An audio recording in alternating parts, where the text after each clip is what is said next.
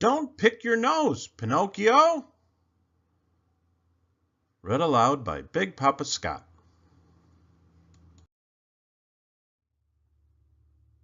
Geppetto was a carpenter. He had no family and was very lonely. He decided to make himself a wooden puppet boy and pretend that it was his son. The puppet was very realistic. It even had nostrils. Geppetto called him Pinocchio. Geppetto talked to Pinocchio all the time, but Pinocchio couldn't talk back. Geppetto got some very strange looks when people saw them out together. Then one day, a kind-hearted fairy waved her wand and poof! Pinocchio came to life. Be a good son to Geppetto, the fairy told him. Don't tell lies. Don't pick your nose. And one day you'll be a real boy. Pinocchio tried very hard to be good, but he couldn't resist sticking his finger up his nose and rummaging about. He pulled out little wooden boogers and flicked them across the floor. Geppetto slipped on them and fell with a bump. Pinocchio, he shouted, have you been picking your nose?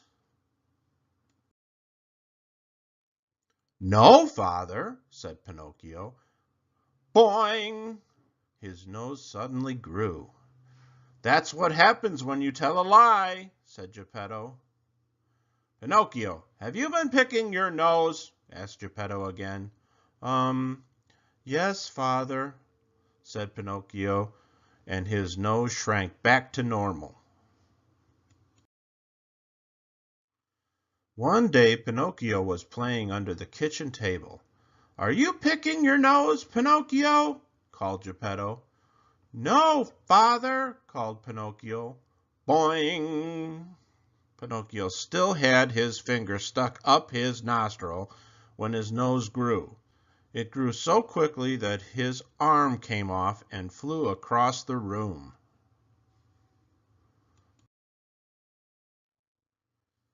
Geppetto mended Pinocchio's arm. Then he fetched a little box and opened it up.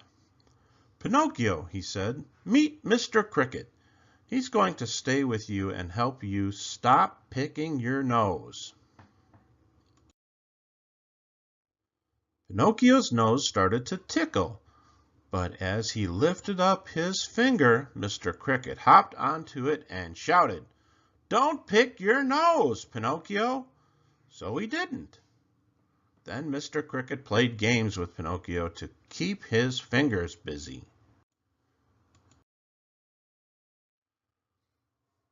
But one day, Mr. Cricket jumped onto Pinocchio's finger too late and got shoved right up his nose.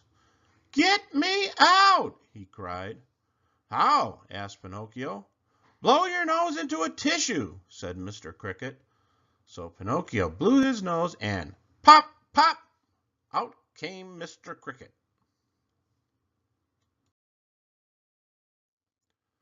I'm so sorry, Mr. Cricket, said Pinocchio. I promise I'll try not to pick my nose any more.